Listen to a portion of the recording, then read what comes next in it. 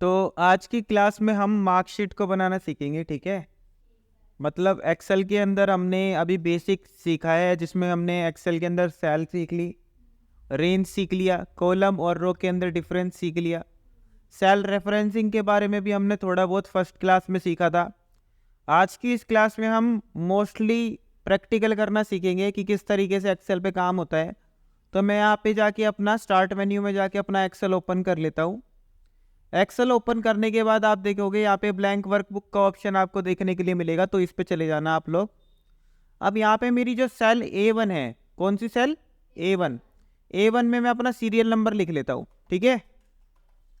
Serial number मैं यहाँ पे लिखूंगा और यहाँ पे मैं सीरियल नंबर जनरेट कर लूंगा। देखो, तो सीरियल नंबर जनरेट करने का जो तरीका है वो सबसे ज़्यादा इंपॉर्टेंट है। आपको सीरियल नंबर किस तरीके से जनरेट करना है, तो यहाँ पे आपको एक लिखना है। ध्यान रखना, अगर एक लिखोगे और एक को पकड़ के कोने से, देखो ये कोना है ना, ये देखो ये कोने से पकड़ लिया मैंने इसको, ठीक है ना। दो चीजें है, एक तो यहाँ पे प्लस का साइन आ रहा है, डॉक्टर सिंबल, डॉक्टर का जो निशान होता है, और एक है ये प्लस का साइन काले वाला, और एक है ये वाला साइन, ठीक है। इससे क्या होगा, इससे उठ के ये चीजें कहीं पे भी चली जाएगी। लेकिन अगर मैं यहाँ पे ब्लैक वाले काले वाले साइन का यूज करूंगा और इसको नीचे पकड़ के खींचूंगा, तो एक एक ड्रैग होके आ रहा है। समझ में आती है बात? लेकिन क्या मुझे एक एक लिख के लाना है? नहीं, मुझे तो गिनतियां लिख के लानी है। तो एक के बाद यहाँ पे मैं बताऊंगा एक्सेल को 2 आना चाहिए, तो एक्सेल अपना दिमाग लगाएगा, अच्छा एक के बाद 2 आना चाहिए, मैं सेलेक्ट कर लूंगा इस तरीके से, 1 से लेके 2 तक सेलेक्ट कर लूंगा। अब एक्सेल को पता लग गया कि एक के बाद 2 आना चाहिए, तो अगली वैल्यू क्या आनी चाहिए? सीरियल वाइज आनी चाहिए। अच्छा, क्या सिर्फ ये 1 और 2 के केस में होता है? आप एक के बाद ले लो 5, तो कितने का गैप हो गया? 4 का गैप हो गया, तो अगली वैल्यू भी कितने गैप के साथ आएगी? 4 के साथ।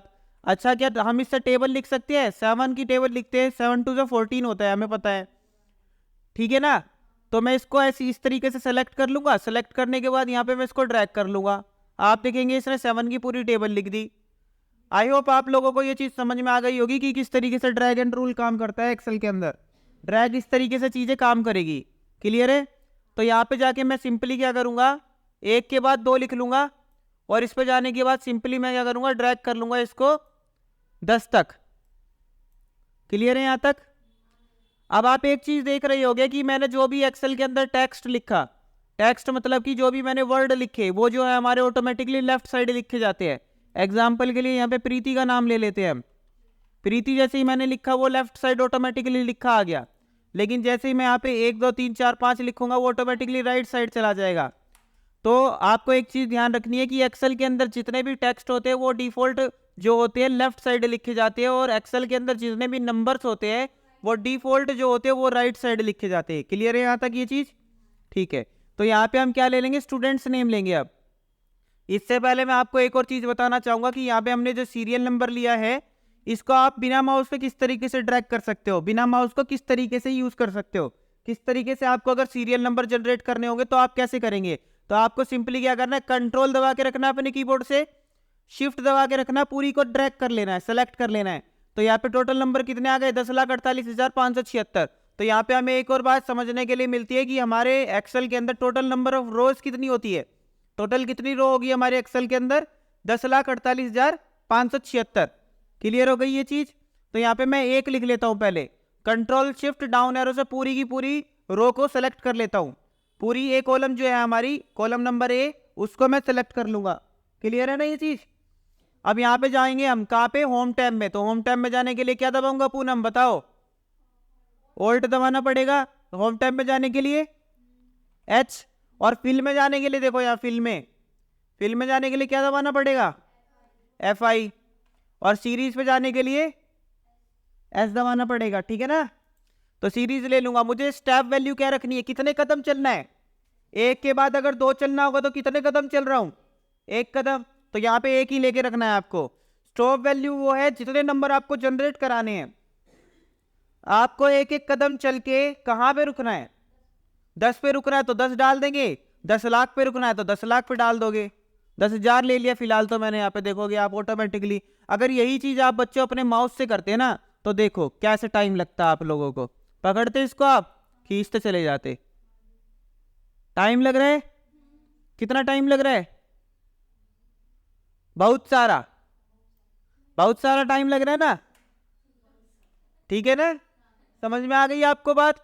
तो फटाफट से यहाँ पे आके मैं एक काम करता हूँ, अपने 10 तक जो सीरीज है उसको फिल कर लेता हूँ। तो अल्ट एच F5 और एस सीरीज में जाएंगे, यहाँ पे 10 लिख देंगे, ओके दबाएंगे, हमारा आंसर यहाँ पे जनरेट हो चुका है 10 तक।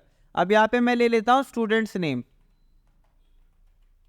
स्टूडेंट्स नेम, और इसको देखोगे आप, स्टूडेंट नेम में जो ये है, देखो इस चीज को नजर देखो, ये जो हमारा स्टूडेंट नेम लिखा है, इसका ये बी पार्ट इतना ही है ना, यहाँ तक है बी पार्ट, लेकिन इसका बी पार्ट में जो स्टूडेंट नेम है हमारा नेम, ये नेम जो है ओवरफ्लो कर रहा है, ओवरफ्लो कर रहा है ना, कहाँ पे ओवरफ्लो कर रहा है, सी में। लेकिन क्या सी में कोई वैल्यू लिखी हुई है, नहीं लिखी हुई। आप यहाँ पे फॉर्मूला बार में जाके चेक कर सकते हो, क्या C1 के अंदर कुछ लिखा हुआ है, नहीं लिखा हुआ। B1 के अंदर कुछ लिखा हुआ है, लिखा हुआ है, स्टूडेंट नेम लिखा हुआ है, लेकिन C1 के अंदर तो नहीं लिखा हुआ। लेकिन मैं C1 के अंदर अगर कुछ लिखने की कोशिश करूंगा, आप देखो स्टूडेंट नेम, वो जो नेम था वो पीछे छुप चुका है, C के पीछे है ना, तो कहीं ना कहीं ये हमें चीज दिक्कत देगी। तो आपके पास इसका एक तरीका है, आप B और C के बीच में आ जाओ, ये यहाँ पे इसको पकड़ के इस तरीके से खींच दो, ठीक है, एक तो ये तरीका है।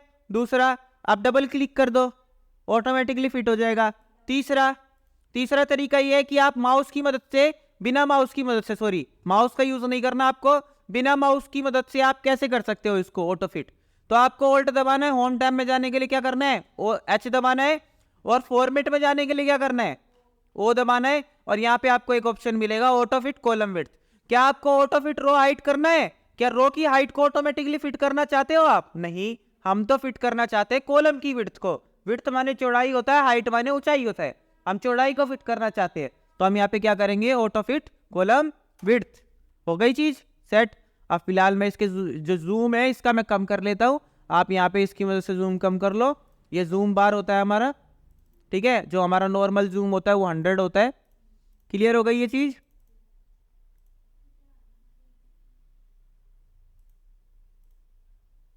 ठीक है ना। तुम बोल रहे थे कि भैया ये क्या आ गया, देखो ये आ गया था, मेरा गलती से इस पे उंगली लग गई थी, ठीक है ना। अब इस पे आपको सेट करना होता है, ये जो चीज होती है इसको लेना होता है, नॉर्मल लोगे तो नॉर्मल दिखने लग जाएगा, और इसको लोगे पेज ब्रेक व्यू आ जाएगा कि एक पेज कितने में आएगा, ये अगर मैं प्रिंट करूंगा ना तो इतना पेज 1 में आएगा, ये क्लियर है ये चीज। तो हम तो नॉर्मल व्यू ले लेते हैं ना, हमें क्या करना है पेज ब्रेक व्यू का। स्टूडेंट नेम लिख लो, बताओ किसका नाम लिखूं पहले, क्या नाम है, बिंदु। अगला नाम किसका लिखूं, मन्नू, और प्रीति, और पूनम। अच्छा भैया मेरा नाम बाद में क्यों लिखा, मेरा नाम बाद में क्यों लिखा भैया, मन्नू का नाम सेकंड नंबर पे क्यों लिखा। तो इससे अच्छा हम क्या कर सकते हैं, इनको सेलेक्ट करो, और यहाँ पे जाओगे ना, एक ऑप्शन मिलता है हमें ये वाला, ये दिख रहा है सॉर्ट एंड फिल्टर का, दिख रहा है कहीं सॉर्टिंग का फिल्टर, सॉर्टिंग का ऑप्शन दिख रहा है, नहीं दिख रहा ना, यहाँ पे मुझे चेक करना पड़ेगा कहाँ पे, क्योंकि मैंने इसका साइज छोटा कर दिया ना, तो ये देखो इसके अंदर आ गया पूरा का पूरा सब, मुझे देखना पड़ेगा। ये रहा सॉर्ट का, देखो ये है ना A to Z लिखा है, तो यहाँ पे A to Z के हिसाब से हम इसको क्या कर लेते हैं, कंटिन्यू विद करंट सिलेक्शन करो, और ये सॉर्ट हो जाएगा, जो ABCD के हिसाब से आ जाएगा, A वाले पहले, B वाले पहले, फिर C वाले पहले, ठीक है ना, समझ गए। तो अब यहाँ पे किसी को कोई दिक्कत तो नहीं है ना। चलो अगला नाम बताओ किसका ले, बबली, अगला काजल, लक्ष्मी, प्रियंका। बच्चों ध्यान रखना, आपका जो डेटा होना चाहिए वो प्रोफेशनल दिखना चाहिए। कहीं पे भी मैंने स्टूडेंट का एस छोटा लिया, क्या मैंने पहले नाम का पहला लेटर छोटा लिया, तो आपका भी जो डेटा होना चाहिए, जो आप डेटा बनाओगे एक्सेल के अंदर, वो आपका डेटा प्रोफेशनल होना चाहिए। क्लियर है ये चीज। तो अगला नाम बताओ फटाफट मुझे, आकांक्षा, आकांक्षा। अगला प्रिया, अब वो प्रियंका तो सजेस्ट कर रहा था ना, क्योंकि मैं ऊपर प्रियंका ऑलरेडी लिख चुका हूं। अब यहाँ पे बच्चों 5 सब्जेक्ट के नाम ले लो, जैसे मैथ्स, इधर आओगे इंग्लिश, फिर हिंदी, फिर साइंस, एसएसटी। हाँ, तो 1 से लेके 100 के बीच में ले लो बच्चों के नाम, बच्चों के नंबर, सॉरी। 88, 98, 78, 99, 100। मन्नू के हो गए 58, 78, 98, 71। पूनम के 11, 12, 14, 19, 20। ठीक है, तो एक एक दो सब्जेक्ट में पास कर देते हैं। पूनम को पता है ना 33 नंबर होते हैं पास होने के लिए, तो यहाँ पे हम ले लेते हैं 98। हिंदी में पास हो गई, अपने मातृभाषा में तो पास होना चाहिए ना। प्रीति के नंबर ले लेते हैं, बताओ प्रीति के कितने नंबर ले? 78, 98, 100, 47। रैंडमली टाइप कर देता हूँ, है ना। तो यहाँ पे ऐसे, अच्छा, रैंडमली टाइप करने से मुझे एक चीज याद आई कि भैया इस तरीके से करना ही क्यों है? हम क्या किसी का असली डेटा ले रहे हैं? क्या ये डेटा किसी का असली है क्या? पूनम, क्या तुम्हारे मैथ्स में 11 नंबर आए थे? नहीं ना, तो ये तो डेटा नकली है। तो हमें नकली डेटा बनाना है एक्सेल के अंदर, तो वो हम किस तरीके से बना सकते हैं बच्चों?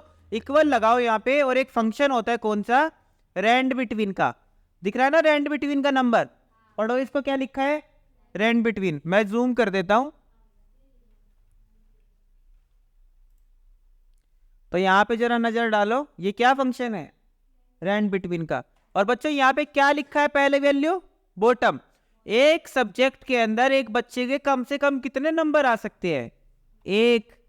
अच्छा नहीं भैया, बच्चा पढ़ने वाला है तो 10 ले लो, मर्जी है तुम्हारी, ठीक है ना। मैं एक मिनिमम क्राइटेरिया लेके चलता हूं, 1 तो आ ही जाएंगे, 1 से तो कम नहीं आ सकते ना भाई। जब पेपर ही 100 नंबर का है तो सबसे कम नंबर 1 आएगा। और अब यहाँ देखो, काला कौन से वाला हो रखा है यहाँ? बॉटम या टॉप? और बॉटम और टॉप के बीच में क्या दे रखा है? तो कोमा लगाएंगे तभी वो टॉप पे जाएगा। देख रहे हो, बिना कोमा लगाए बॉटम पे है, टॉप पे जाने के लिए कोमा लगाएंगे। तो टॉप पे जाने के लिए कोमा लगा दिया, और टॉप नंबर क्या होगा हमारा बच्चों? 100। एक बच्चे की 100 से ज्यादा तो नंबर नहीं आ सकते ना। ब्रैकेट बंद करो, एंटर दबा दो, यहाँ पे ऑटोमेटिकली एक नंबर आ गया ना। अब मैं इसको एक बार जूम आउट कर लेता हूँ और इसको ड्रैग करूंगा आप लोगों के सामने। ये काले वाले निशान आ रहा है ना, इसको पकड़ के ऐसे ड्रैग कर दो 10 तक। ठीक है, क्लियर है? ये ड्रैग हो गया, इधर जाओ, इधर भी ड्रैग करो। ठीक है, तो एक बार चेक कर लेते हैं। एसएसटी तक करना है ना, तो एसएसटी तक कर लिया। अच्छा, एक चीज दिक्कत यहाँ पे बच्चों ये है कि अगर मैं यहाँ पे कुछ भी लिखता हूँ ना, तो ये नंबर ऑटोमेटिकली चेंज हो रहे हैं। क्या ऐसे चेंज होने चाहिए? नहीं होने चाहिए ना। पता लग रहा है, देखो अभी तो यहाँ पे 94 लेके आई हुई है बिंदु इंग्लिश में, लेकिन अब मैं यहाँ पे जैसे ये 1 कर देता हूँ, देखो उसके बेचारी के नंबर कितने हो गए? 44 हो गए ना। तो एक पल के लिए बेचारी मिठाई की दुकान पे चढ़ी हुई है, फिर पता लगा और 99 नंबर आ गए, चलो भाई आज तो बालूशाही खाएंगे। हाँ, ठीक है ना। तो अब हम क्या करेंगे बच्चों, इसको पहले कॉपी कर लेंगे। क्या करेंगे? कॉपी कर लेंगे। इसको मैं छोटा कर लेता हूं पहले। इस डेटा को मैं क्या करूंगा? कॉपी कर लूंगा। किस डेटा को? जो चेंज हो रहा है।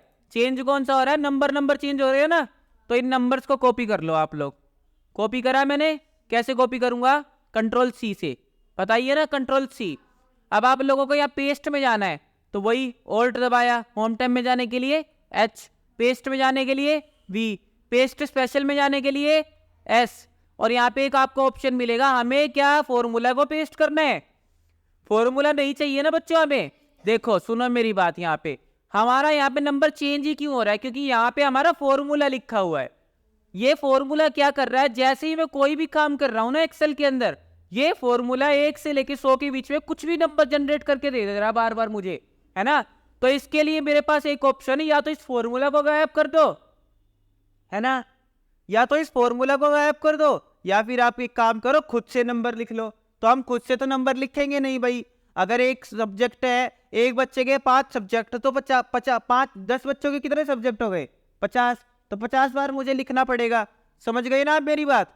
तो यहाँ पे मैं क्या कर देता हूँ, इसको फॉर्मूला को गायब करूंगा। तो इसके लिए मुझे क्या करना पड़ेगा बच्चों? इसको सेलेक्ट करो, सेलेक्ट करने के बाद इसको कॉपी करो Ctrl+C से, अल्ट एच वी में जाओ और स्पेशल में जाने के लिए एस दबाओ और यहाँ पे वैल्यूज में कन्वर्ट करो। यहाँ नजर डालना, देखो यहाँ ये जो रेंट बिटवीन लिखा है ना, जैसे ही मैं ओके दबाऊंगा रेंट बिटवीन गायब हो जाएगा। गायब हो गया ना रेंट बिटवीन, समझ में आ गई आपको ये बात? अब देखो, अब गायब हो रहे नंबर, अब बदल रहे हैं नंबर, नहीं बदल रहे ना? क्लियर हो गई आप लोगों को ये बात?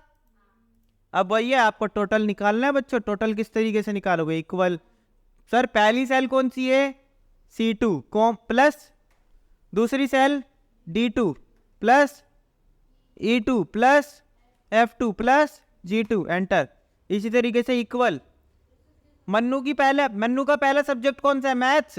मैथ्स में 91 आया, 91 कहाँ लिखा है? C3, तो C3 plus D3 plus E3 F3 plus G3। समझ में आ गया? लास्ट में एक और एक्स्ट्रा प्लस नहीं लगाना, तो इसको काटो, एंटर दबाओ। क्लियर हो गई बात? इस तरीके से हमें क्या करना है, एक स्टूडेंट की मार्कशीट बनानी है। इसके अंदर हम बहुत सारी चीजें सीखेंगे। क्लियर हो गई आप लोगों को बात है? अच्छा, एक चीज मैं आपको बतानी भूल गया, मैं इसको हटाता हूं एक बार पूरे को। और जैसे मैंने यहाँ रेंट बिटवीन लगाया था, आपको मैंने ये तो बता दिया कि माउस से कैसे ड्रैग करते हैं, ऐसे करके। क्या बिना माउस के ड्रैग किया जा सकता है? बिल्कुल किया जा सकता है। शिफ्ट की मदद से इसको सेलेक्ट कर लो, ऐसे कंट्रोल डी से ड्रैग करो। कंट्रोल डी से नीचे की तरफ ड्रैग होगा। अच्छा, डी से होता है डाउन, आर से होता है राइट, तो आर राइट में ड्रैग करने के लिए क्या दबाओगे? Control are. सिंपल है ना? तो यहाँ पे मैं इसको एक बार ऐसे ले लेता हूँ, ऊपर जाऊंगा पेज अप की मदद से, ऐसे, ठीक है? ऐसे में जाऊंगा इसको, और इसको 5 सब्जेक्ट है ना मेरा, ऊपर देख लूंगा मैं ऐसे, हाँ, कंट्रोल आर दबा दिया, राइट में ड्रैग हो गया। फिर वही चीज करनी है आपको, कॉपी अल्ट एच वी में जाएंगे पेस्ट स्पेशल के लिए, एस में जाएंगे स्पेशल के लिए, अल्ट एच वी और एस जब दबाएंगे और वैल्यूज में कन्वर्ट कर देंगे इनको, ठीक है? क्लियर हो गई बच्चों ये बात? ठीक है, तो कर लो अपना काम, चलो।